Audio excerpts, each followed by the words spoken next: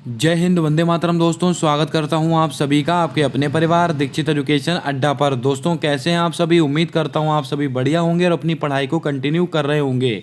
एक बार फिर हाजिर हो चुका हूं लेकर आप सभी के लिए यूपी पुलिस कांस्टेबल की परीक्षा का ब्रह्मास्त्र। अगर आप यूपी पुलिस कांस्टेबल के साथ एसएससी का कोई सा भी एग्जाम देने वाले हैं तो आज की क्लास से आपकी परीक्षा में आपको 100% सवाल देखने को मिलेगा। आज की क्लास के अंदर हम जितना भी दोस्तों दिल्ली सल्तनत है, सारा दिल्ली सल्तनत आज की क्लास के अंदर हम कवर करेंगे। एक एक महत्वपूर्ण पॉइंट हैं जो आपकी परीक्षा में पूछे जाते हैं। एक भी सवाल फालतू का सवाल नहीं होगा, केवल और केवल काम की बातें करने वाले हैं इस क्लास के अंदर। आइए शुरू करते हैं आज की क्लास और वन बाय वन सारे महत्वपूर्ण पॉइंट जो परीक्षाओं में पूछे जाते हैं और आपकी परीक्षाओं में पूछे जाएंगे उनको हम डिस्कस करेंगे। दोस्तों, सबसे पहले हम बात करते हैं भारत पर आक्रमण को लेकर। तो मोहम्मद बिन कासिम, इसने दोस्तों भारत पर कितनी बार आक्रमण किया? तो आपको नोट करना है, इसने भारत पर एक बार आक्रमण किया था। उसके बाद दोस्तों महमूद गजनवी, इसने दोस्तों भारत पर कितनी बार आक्रमण किया था? इसने भारत पर 17 बार आक्रमण किया था। ये डाटा याद रखिएगा, परीक्षा में पूछा गया है। और दोस्तों मोहम्मद गौरी ने भारत पर कितनी बार आक्रमण किया? 5 बार आक्रमण किया। ये तीनों डाटा आप याद रखिएगा। चलिए बढ़ते हैं अगले फैक्ट की ओर। दोस्तों, अगर हम अगले फैक्ट की बात करें तो मोहम्मद बिन कासिम से संबंधित महत्वपूर्ण तथ्य, आपसे क्या क्या सवाल बनते हैं?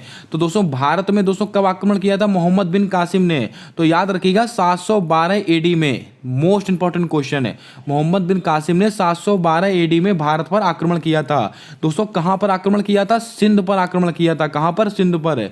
और एक क्वेश्चन ऐसे पूछा जाता है कि जब मोहम्मद बिन कासिम ने भारत पर आक्रमण किया था तो उस समय सिंध का राजा कौन था? तो उस समय सिंध का राजा था दाहिर। इसको भी आप याद रखिएगा। चलिए बढ़ते हैं नेक्स्ट फैक्ट की ओर। दोस्तों हमारा अगला क्वेश्चन है कि जब मोहम्मद बिन कासिम ने आक्रमण किया था तो उस समय फारस का खलीफा कौन था? तो आप आंसर देंगे अल हजाज। कौन था? अल हजाज। इसको भी आप ध्यान में रखिएगा। दोस्तों हमारा अगला फैक्ट है, चचनामा किताब में मोहम्मद बिन कासिम के आक्रमण के बारे में जानकारी प्राप्त होती है। तो एक क्वेश्चन आपसे ऐसे पूछा गया है कि एसएससी में कि मोहम्मद बिन कासिम ने जब भारत पर आक्रमण किया था उसका वर्णन किस पुस्तक में है? तो दोस्तों ये चचनामा के अंतर्गत है। किसके अंतर्गत है? चचनामा। इसको भी आप याद रखिएगा। भारत में सबसे पहले जजिया कर मोहम्मद बिन कासिम के द्वारा वसूला गया। ये लीजिए इंपॉर्टेंट पॉइंट आपकी परीक्षा के लिए। अगर आपसे क्वेश्चन पूछा जाए भारत में सबसे पहले जजिया कर किसके द्वारा वसूला गया था? सबसे पहले वसूला गया था मोहम्मद बिन कासिम के द्वारा। चलिए बढ़ते हैं नेक्स्ट फैक्ट की ओर। अब दोस्तों बात करते हैं महमूद गजनवी से संबंधित महत्वपूर्ण तथ्य। अभी हमने मोहम्मद बिन कासिम के बारे में कुछ जानकारी आपको दी, अब हम बात करेंगे महमूद गजनवी को लेकर। दोस्तों महमूद गजनवी ने भारत पर कितनी बार आक्रमण किया? तो मैंने अभी आपको बताया था 17 बार आक्रमण किया था। और दोस्तों ये कहां से आया था? तो आपसे क्वेश्चन पूछेगा कि महमूद गजनवी कहां से आया था? ये दोस्तों गजनी से आया था। कहां से? गजनी से आया था। और दोस्तों एक क्वेश्चन बहुत बार रिपीट होता है कि महमूद गजनवी ने सोमनाथ मंदिर पर आक्रमण कब किया? तो आपको याद रखना है 1025 एडी में आक्रमण किया था महमूद गजनवी ने सोमनाथ मंदिर पर। अब दोस्तों बात करते हैं कुछ महत्वपूर्ण फैक्ट को लेकर। इसने दोस्तों क्या क्या चुराया था? तो महमूद गजनवी ने 700 मन सोना, मोस्ट इंपॉर्टेंट आंकड़ा है, इसको आप याद लिख लीजिएगा अपनी कॉपी में। 700 मन सोना चुराया था महमूद गजनवी ने। और दोस्तों 1200 मन चांदी लूटी थी। और दोस्तों अल बरूनी, ये लीजिए एक और इंपॉर्टेंट फैक्ट, जिसके ऊपर मैं इंपॉर्टेंट लगा रहा हूं उसके ऊपर आप इंपॉर्टेंट नोट करके रखिएगा। दोस्तों ये अल बरूनी हो गए, फारूकी हो गए, उतनी हो गए, फिरदौसी हो गए, ये सबके सब महमूद गजनवी के समय के इतिहासकार हैं। तो आपसे परीक्षा में कई बार पूछा गया है कि अल बरूनी किसके समय के हैं? महमूद गजनवी के। फारूकी किसके समय के हैं? महमूद गजनवी के। उतनी फिरदौसी किसके समय के हैं? महमूद गजनवी के। उम्मीद करता हूं आपने नोट कर लिया होगा। चलिए बढ़ते हैं अगले फैक्ट की ओर।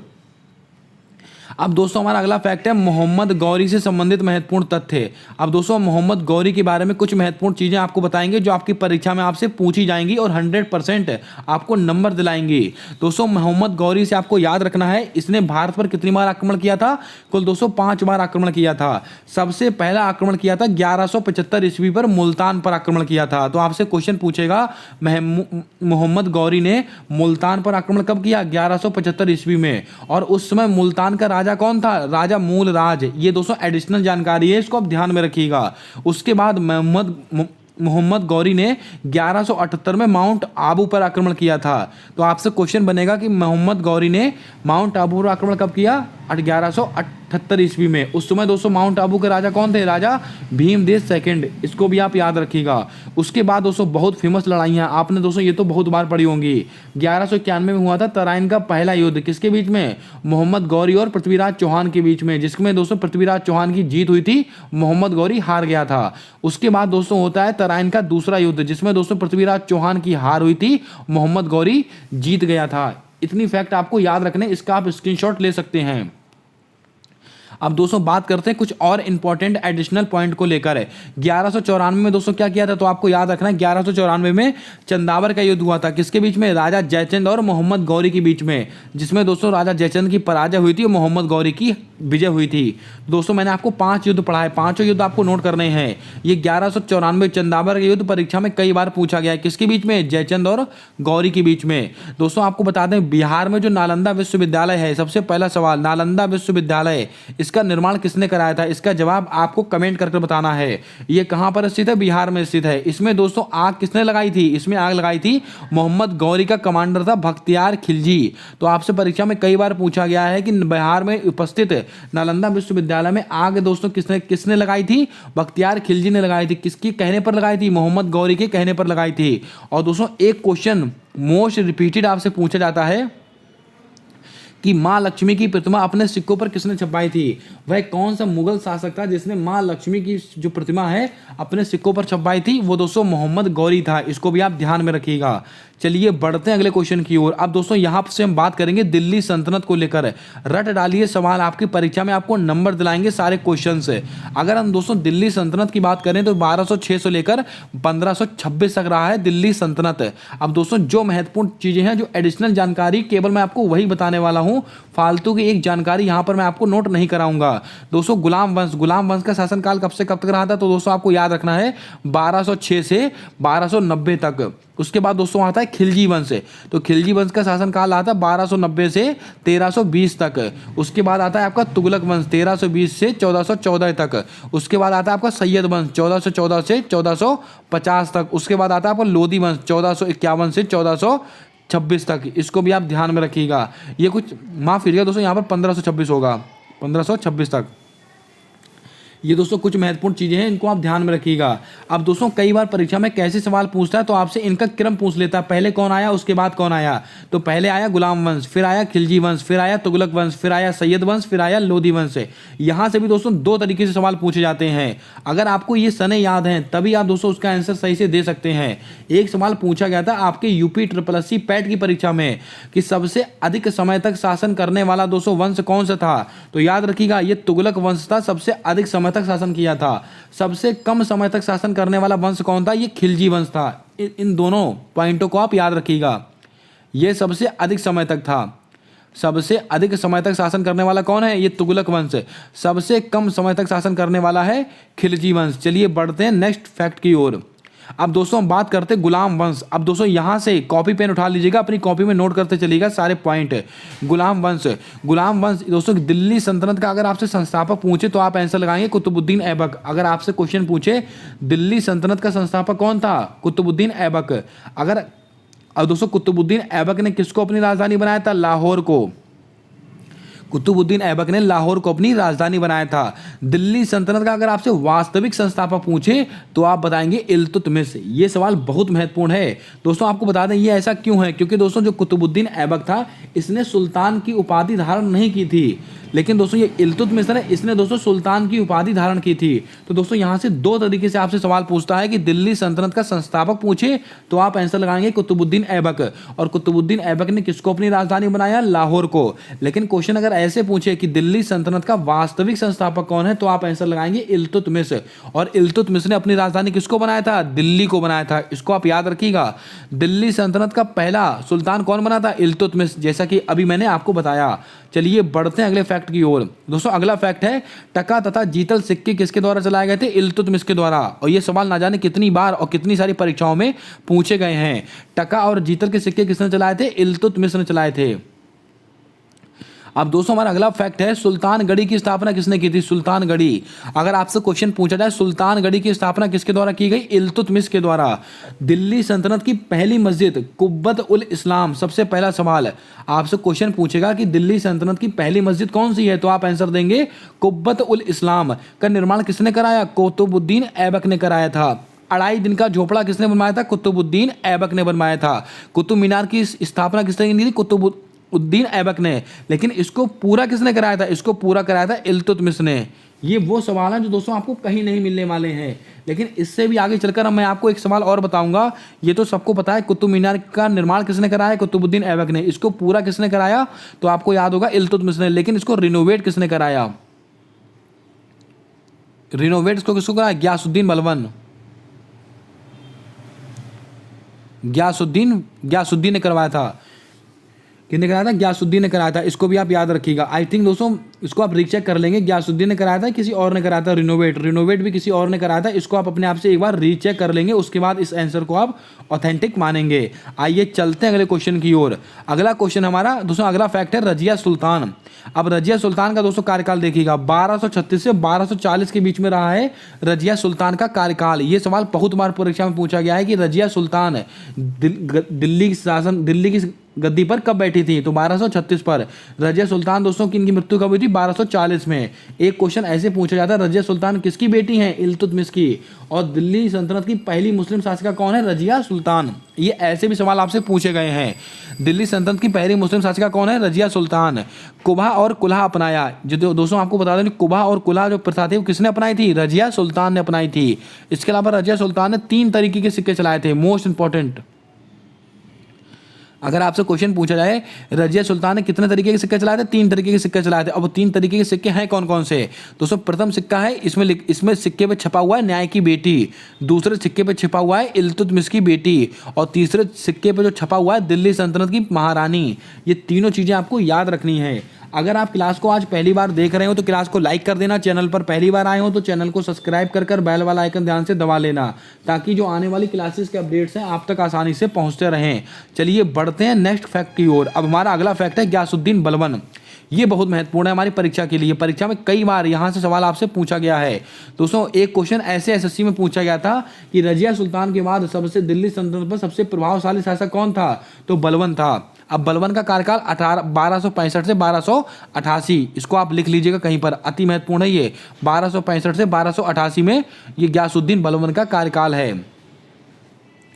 अब दोस्तों बलबन से बनने वाले सवाल, आपसे क्वेश्चन पूछेगा कि पर्शियन कल्चर को लाने वाला व्यक्ति कौन था? तो पर्शियन कल्चर को लाने वाला व्यक्ति था गयासुद्दीन बलबन। इसके अलावा बलबनी सिक्का ये किसने चलाया था? ये दोस्तों गयासुद्दीन बलबन ने चलाया था।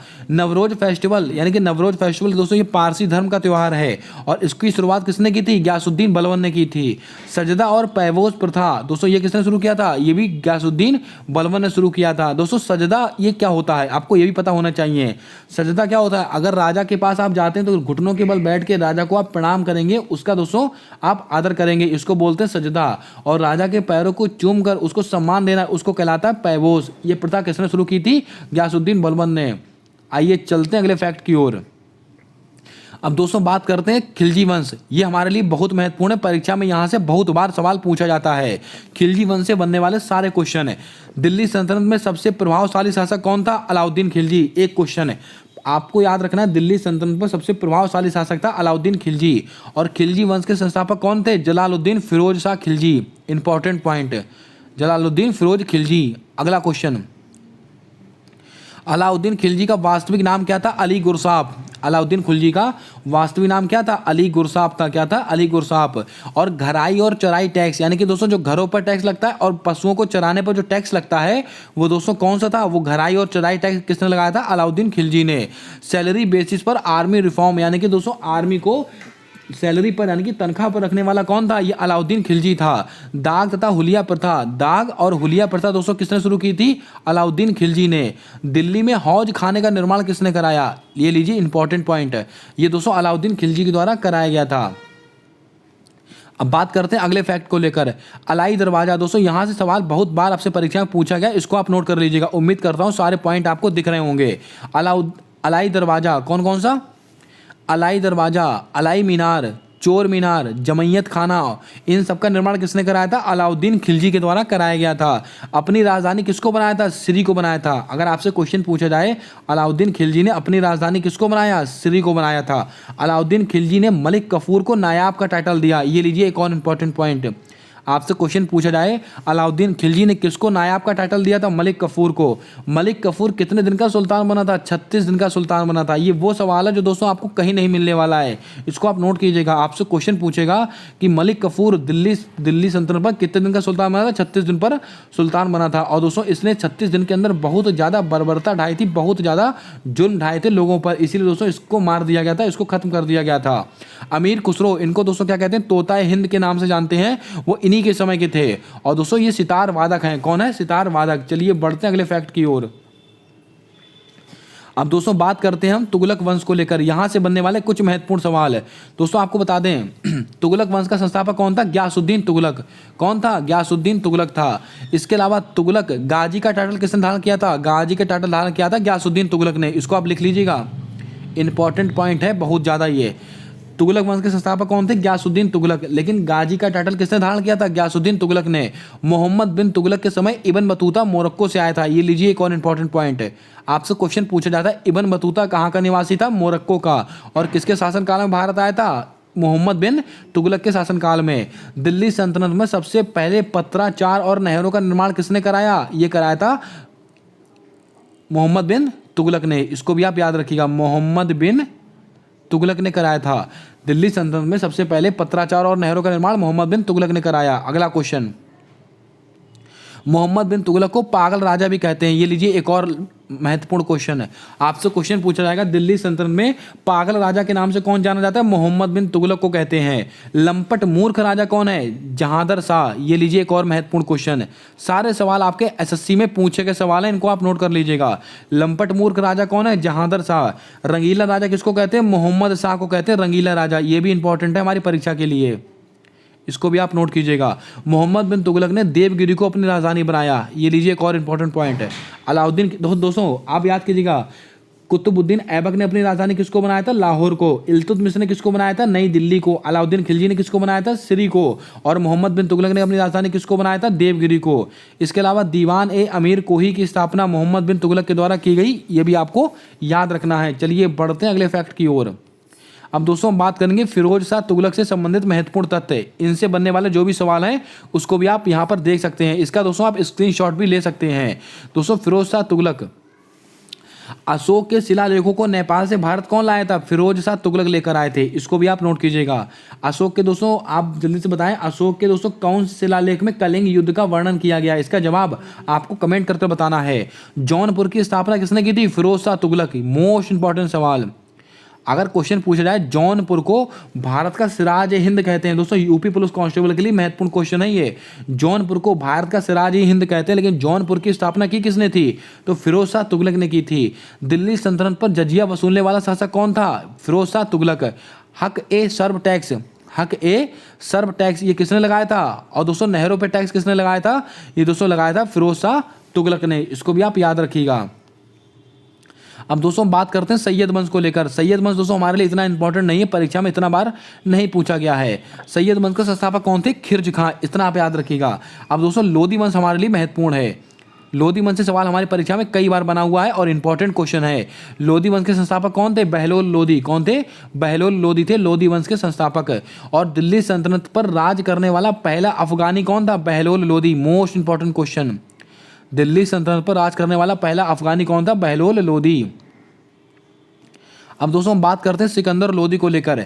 सिकंदर लोधी ने आगरा की स्थापना कब की थी? 1504 ईस्वी में की थी। कब की थी? 1504 ईस्वी में सिकंदर लोधी ने आगरा शहर की स्थापना की थी। आगरा को अपनी राजधानी कब बनाया था? 1506 में। स्थापना की 1504 में, राजधानी बनाया 1506 में। और गुरु लिखी के नाम से कविता कौन लिखता था? सिकंदर लोधी लिखता था। इसको भी आप याद रखिएगा। ये दोस्तों पूरा दिल्ली सल्तनत मैंने आपको पॉइंट बाय पॉइंट समझा दिया, जो दोस्तों आपकी परीक्षा में आपसे पूछा जाता है। अगर आपकी परीक्षा में सवाल बनेगा तो इससे बाहर नहीं बनने वाला है सवाल। अगर आज की क्लास आपको पसंद आई है, आज का कंटेंट आपको अच्छा लगा है, तो दिल से लाइक कीजिएगा। चैनल पर पहली बार आए हो तो चैनल को सब्सक्राइब कर बेल वाला आइकन ध्यान से दबा लीजिएगा, ताकि आने वाली क्लासेस के अपडेट्स आप तक आसानी से पहुंचते रहें। मिलते हैं आने वाली अगली क्लास के अंदर एक नए टॉपिक के साथ। तब तक के लिए जय हिंद, जय भारत दोस्तों।